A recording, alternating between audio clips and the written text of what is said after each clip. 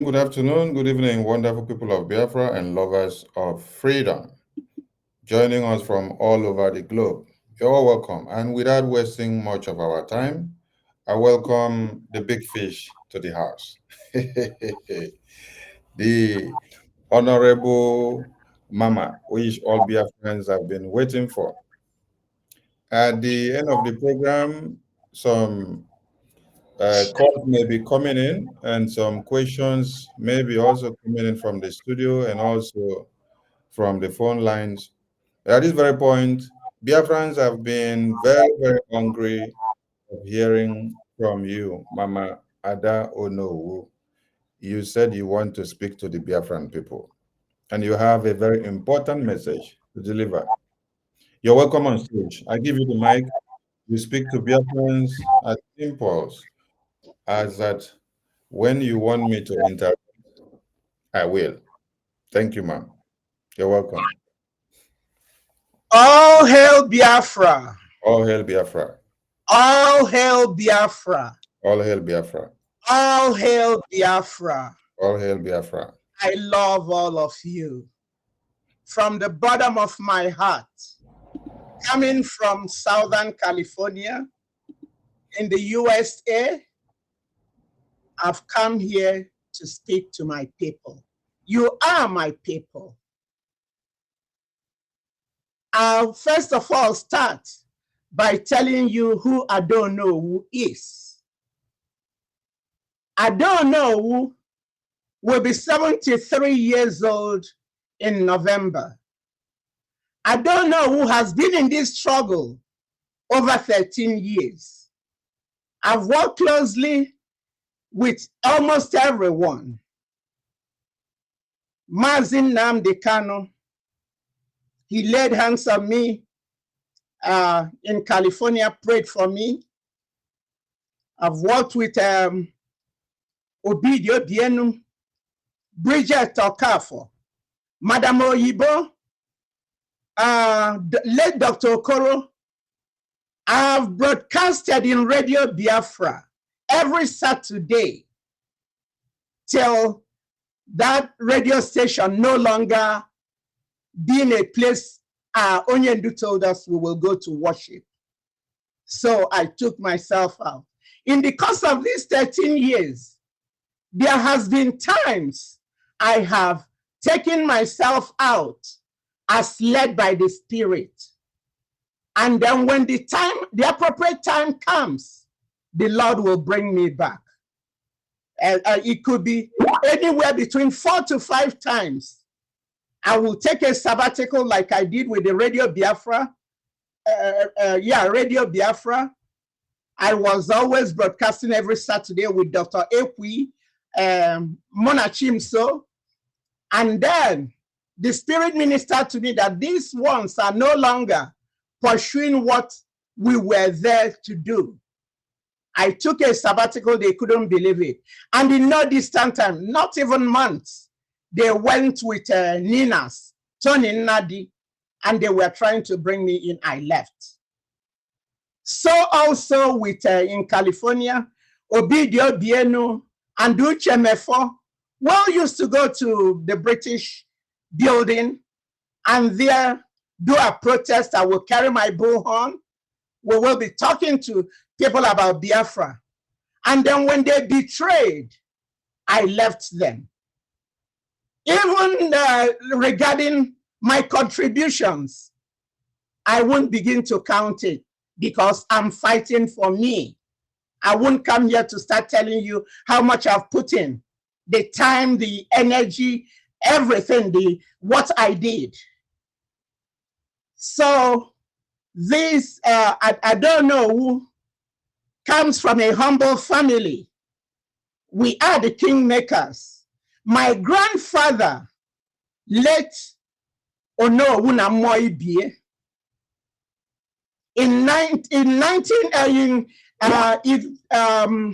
what is it now? In 1912, he was one of the warrant chiefs that went to Lagos and they deceived them. My dad was only 8 years old, having been born in 1904.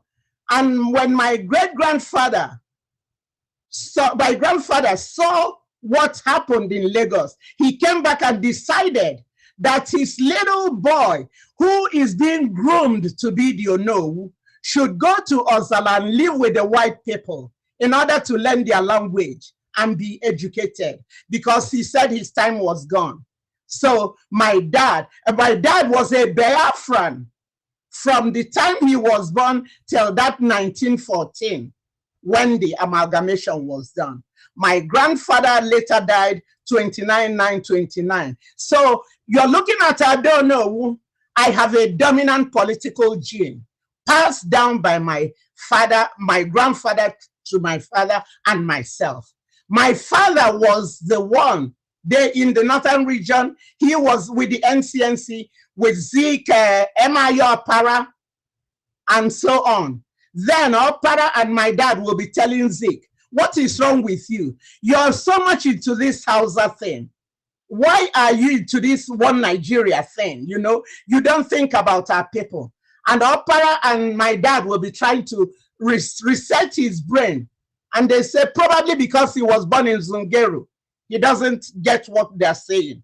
My dad tried to make sure that everything pertaining to Igbo, he lived in Jos then. After he went to school, went to St. Mark's, Oka, taught, joined worked for different establishments, and then became a politician. Now he settled in Jos. In Jos, he started the Igbo Union Grammar School, Igbo Union College. Then all Igbos were one. We didn't even know. We did not know that we came from different towns. Not until after the war. That was when I realized, my classmates, we were all in Jos, that we came from different towns. When we met, he said, what are you doing here? I said, I came to fetch water. That was 1966, during the program. He said they live there. I said, we live there. Funnily, you know, back there in the north, we were not told our different towns. I told them that they told me that I am from Nkpo. And he said, they say I am from Ogidi. And we both laughed. So these things has been going on.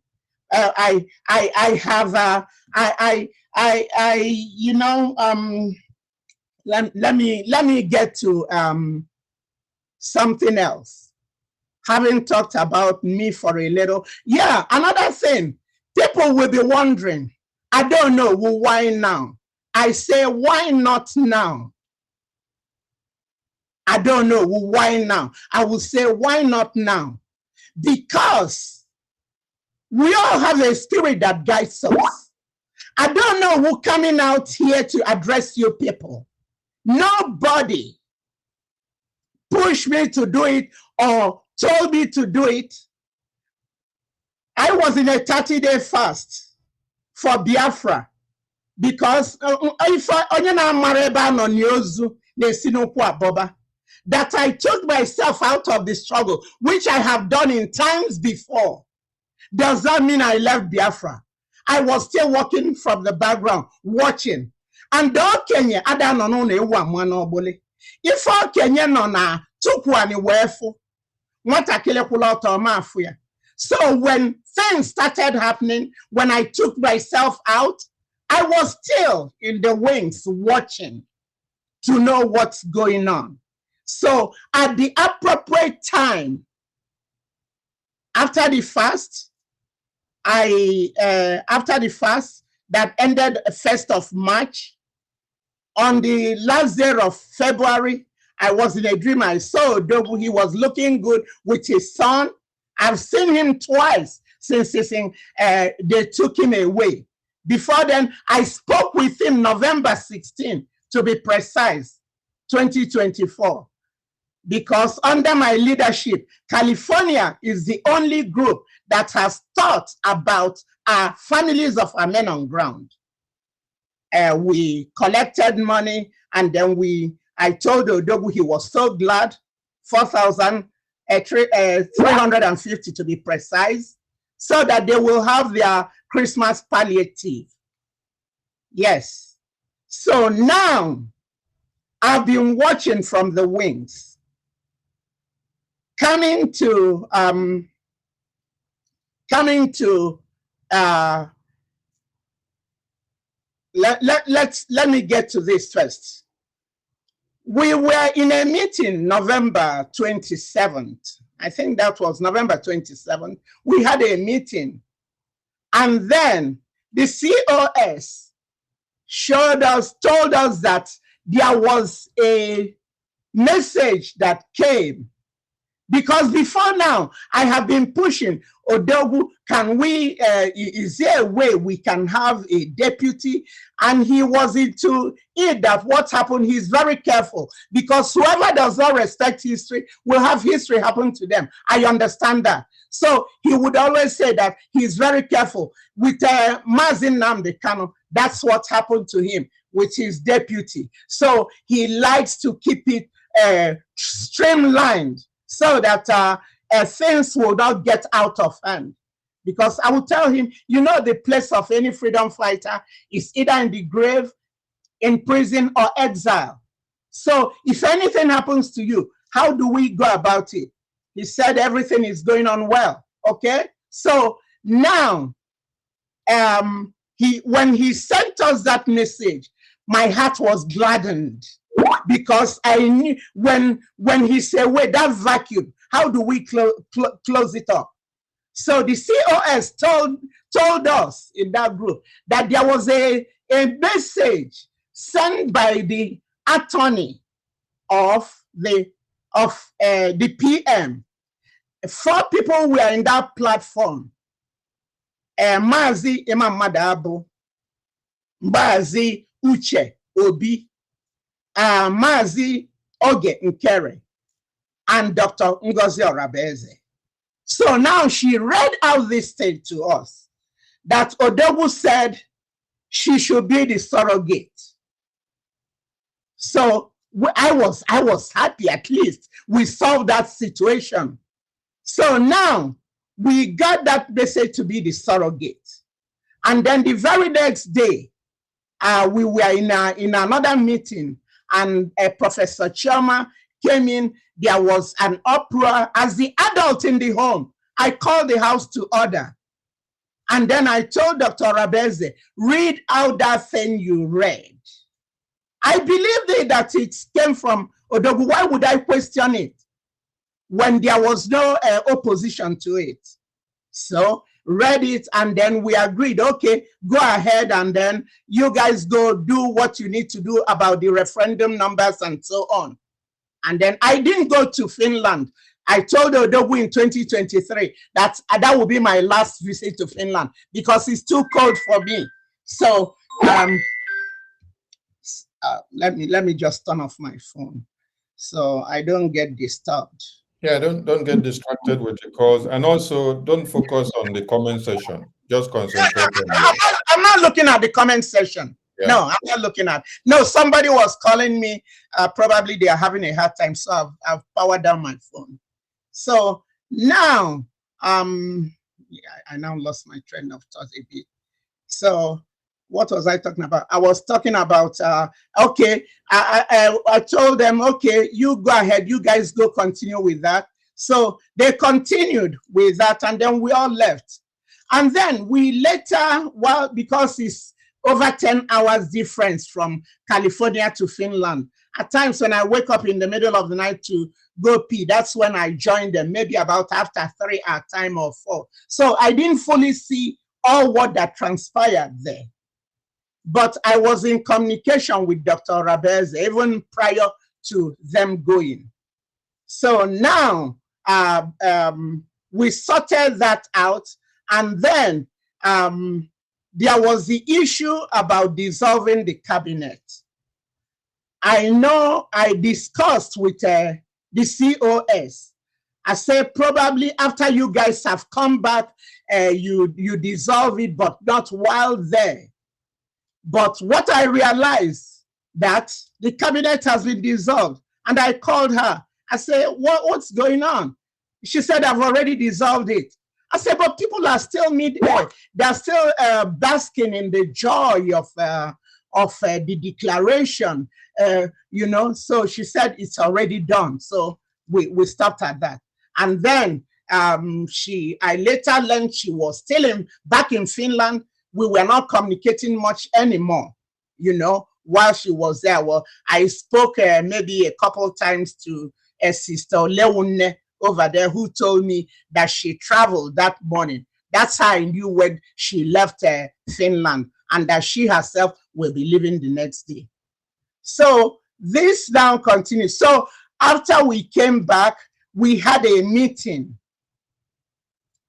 where Dr. Rabeze brought in one of the 4 guys who was released, and then he was talking to us. Then we were talking for almost an hour and some change, and then she said we should all move over to fundraising. So I told them, you know, I don't go to fundraising every week. And she said, no, they said, I don't know, we have to come in no matter, even if it's only 3 people from California, come in and let us know about that. So we went in there, and then I was told, then she spoke, and then we came to the issue about, before now, there was an issue about success, trying to reach him, and he wasn't responding. To tell you the truth, I was one of the ones that voted for him to be suspended. So he was suspended. But later, you could do an action, and then later you find out that what you did not sink in well. You will have a rethink. In the spur of that moment, I was angry. I said, why would he? They are calling him. He's not responding. He's not telling us what's going on. Why wouldn't he? So I was part of the people that said to suspend him. So I think I need to stop here for a minute and let you guys know that I'm speaking under the guidance of the Holy Spirit. And that I prayed about this, I fasted about this. It's the Holy Spirit that brought me out. Nobody can take credit for bringing me today. Early on Tuesday morning, I didn't know I would be doing this. It was after I got a video that reset my brain. That was when the Spirit started dealing with me. So no man or woman can take credit for I don't know who coming out. Nobody influenced me. Anybody who will want to take credit for that would be blaspheming. That's taking the work of the Holy Spirit to be their deed. So as we speak now, I say, may the words of my mouth and the medications of my heart be always acceptable in God's sight. So I should have said that at the beginning. So now I'm on solid ground. I'm saying what I'm saying. So we now went over to the fundraising, and since Dr. Rabeza was trying to get the admin to give us the connection for the IPOB site so that we combine both of them, but it wasn't possible. So we just kept to the mandate, and I am the secretary of mandate. This mandate is a non-profit organization opened up in the state of Georgia in United States of America. The purpose of this non-profit organization is to attend to people in war-torn zones and women and children, and Biafra qualified. So now we are running this mandate, and with this mandate, the PM will come every 2 weeks and give us updates about what's going on and tell us what's needed. So then we would do our fundraising and give him the money he wants. That's where we stop with that. So that was the mandate account I swore my life on, that I know that it is authentic. For people that mistook it, that I don't know who knows about the mandate in the North or the FCD Bank, no. So I want to make this clarification for people to know that what I spoke on, I could vouch on it. Odogu was aware of this mandate account, and he would always come in before now, it was the mandate, the IPOB website, and California. These were the three carried the struggle. It was later that other states started coming up. So that was the mandate account. I approved and told Biafrans, you can pay in money there. I hope this is clear, because I don't know who on no grounds, on no occasion supported. And even those two, as the secretary, I should be aware when it's opened, because I'm the secretary. I should be a signatory, but no, I didn't know about it. The other one, why I wasn't a signatory to it, was that I came in after the bank was established. I became the secretary after the bank was established. So now, that was the one I told them. You guys, I talked about, which people were calling, saying that that they were mixing it up. I see it as mixed up. I'm not going to blame anybody, and I don't have any anger or any grudges towards anybody. Okay, so let's get that straight. So now we had a meeting, another cabinet meeting, where the administrators from the homeland came in, and then we were there, and the COS addressed us. Then the issue of the commanders and men on ground and all whatnot, it came up. I raised my hand, and then I saw a lot of people raise their hands. I say, okay, just leave it. I don't want, let me be the last to speak so that I will conclude everything. So now, when it was my turn, I asked, I spoke, I said, I started telling, using the skeleton I have in my cupboard. I have two children. My son was a former Marine. You know, Marines are so arrogant, they don't believe they are retired. Army generals can retire, but the Marines are former Marines because they believe they are the best things in sliced bread. So my son did 2 tours of Iraq, and he, with all what they killed there, he was a combat engineer. He had the PTSD. So coming from that premise, and also being a mother, I know what the men on the ground are going through. So I spoke, I said, let me tell you, Madam COS, these men on ground are going through PTSD.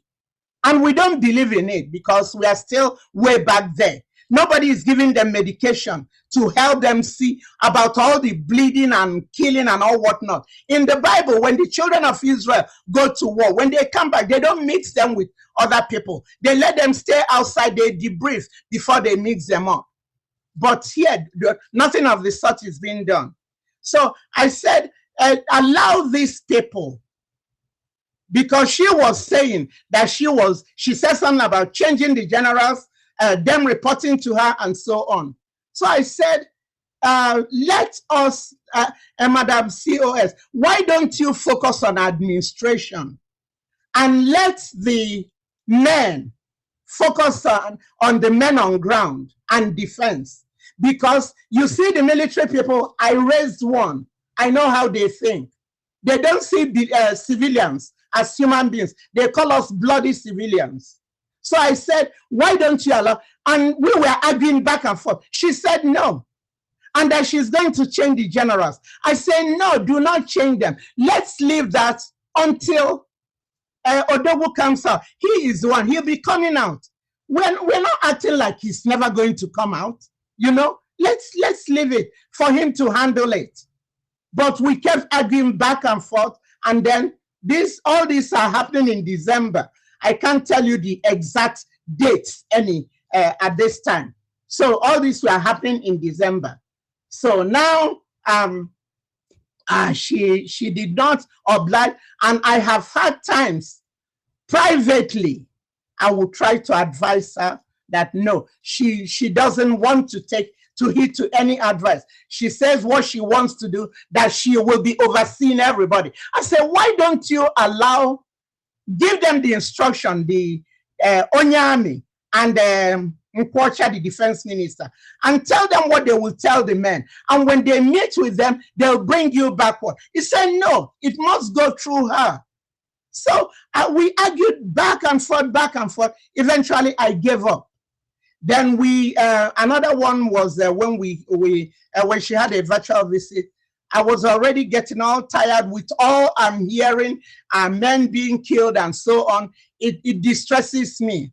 I can't handle it because I saw what happened in 1966. So when all these killings come, it triggers something in me. It reminds me, and then I'll start having panic attacks and so on. Some of you don't understand what we saw during the war, how heads were cut off, women coming from Plateau in the train, and then they're carrying their husbands with the heads cut off close to them, and then the Gala people and so on, they push down the train, and then they massacred the women again. My dad came back he came. It was by God's grace that he came back with only the shirt on his back. So all this, I know all what's going on. And I've been in this struggle for so long. I say now, onye nwanyi buzo no adina ke wenkwonkwite. And if I okay get on anifo, what am Maria? So I tried my best. I talked to Dr. Rabeze. It wasn't working. I advised her. She wouldn't hearken to it. So then, when I had my medical episode, which I almost died here, because I'm living all by myself. My daughter lives in San Diego. My son lives in Boston. So I said, you know what? You have to be alive to fight another day. That was coupled with the dreams I had, seeing all these young men, all these that are happening now. The Lord had already revealed it to me. I saw massacring young men from 25 to 30 being killed and all whatnot, the bloody mess. So I woke up and then I called her. I spoke with her for over an hour. She wouldn't change. She wouldn't budge. She tells me I worry too much. All those things I'm hearing, I should just leave it. It will phase out. It will phase out. It will phase out. We are still, the months are going, the weeks are going. It's not phasing out. She wasn't listening. So then that night, I wrote that I want to be taking off all administrative and ministerial work due to my health. And that I will still be working for Biafra. But for now, I don't want to. And I've done it in the past, even with OOOOH. When he put me in CRC, I told him it was stressing me out. It's not a big issue. There's no contract signed by anyone that you must continue to be where you are. If you're not okay, you can take a break. Like OOOOH will always say, if the pressure cooker is too hot for you, step aside. When it cools to the temperature you can handle, then you come back. So I couldn't continue anymore. So now I left. I was still in the wings watching what's going on. Occasionally I will come out to the YouTube, I will see it, or people will send me a thing.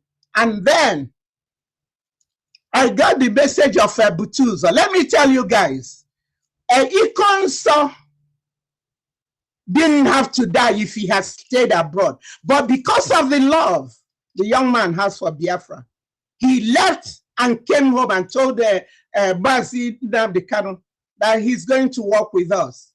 He was the commander. This Butuzo was his 2IC. That will tell you the caliber of Butuzo. He's not a criminal. He's not what anybody thinks. I know what I am speaking because I was in all these things. I have been embedded in this struggle thing. I know. So I know. So when Ikonso died, Onyendu did not even grieve his parents as much as he grieved, to show you the love and the commitment Ikonso had. Onyendu said it will take 2,000 heads to bury that young man. And Butuzo now stepped in his shoes. It took so much. I'm in the know. It took so much to convince Butuzo to even work with autopilot. Madam Azoka played a key role. It took so much to get him. And then he started working. And then they started building the camps and everything, working, everything. Initially, they were killing our people. Now, after they have set up everything, now everything is working. We have to be moving up. We don't have to, we go one step forward, we go 11 steps backwards. No, that's not how the world works. The world is not static that you come and you stay here. The world is dynamic. You move with time. So now, Butuzo and his group, they have established this and doing a fantastic job. We were sending this money, funneling this money through Success, because Success, when OOOOH would be speaking, Success will come, they'll be speaking their language. And you see the camaraderie, you see the rapport. All these were what I mentioned when I spoke to Dr. Rabeze about not taking off not changing anything the PM has. Let her leave it at that. I mentioned Success too. That you remember I told you I voted against him for him not to be, but when I later went back on hindsight, I knew what it means. Yes, you can't come and start getting new contacts to start doing those things. These men will be exposed, and then the enemy will now know them. It's good to just, like Odogu will always say, consistency is the key. So now, what's his name? Success was the one Odogu preferred to be walking through. So I hammered on this. After I spoke to Madam Sears, leave it alone. I even spoke with Onyami. I told him, you're a military man. You know how it goes. Why don't you speak to the Sears? By then, I had already taken myself off. I wasn't communicating with them anymore. December was last. I was with Dr. Rabeze and the group. I took myself off everything. So now I went through Onyami. I said, Onyami, you are the deputy. Talk to her so that you guys can go. You know everything about rules of engagement. You know all these things. So convince her so that she will just allow the men to do this and not get involved in it. Onyami told me he will get back to me. Till date, I haven't heard from him. Then come to the issue of Caterpillar and what's his name? Caterpillar and what's the name of the other guy? Sapele Ezemunaobi. Thank you. Caterpillar and Sapele. When we were with the PM, Dr. Rabeze, you are the COS. You know everything Caterpillar did. He killed our men. He killed the ASN. Odogu did not want him anymore. He left with 5.8 million. He absconded. That's the money to buy ammunition. And then Sapele killed our people, put them in container, did the havoc he did with them. And then now I heard that you want to make Caterpillar the commander. So I spoke to Dr. Former. I told him, you know, because I know Dr. Former is in the cabinet of Dr. Orabeze. So I said, I was going through him. I said, that tells you I was not there, but I was still there. Because as a mother, it breaks my heart. Our children being killed. We are under existential threat and we are not realizing it. Is it because we are in America? We are safe. We have 4 walls protecting us. We can go to party and leave and come back 1 a.m. Nobody stops us. We forget that these children back there are dying. They have not enjoyed anything. So I told Dr. Former, you are a highly contributing member. Talk to Dr. Rabeze. Do not use Caterpillar. He is a monster. He is a killer of our people. Dr. Former confirmed with me that he is a killer of our people. And I was expecting him to get back to me after he would have spoken. Till date, I never heard from Dr. Former again. So I wrote to him that my heart is broken. Still hearing what happened in Enugu, where these children were trying to defend our land.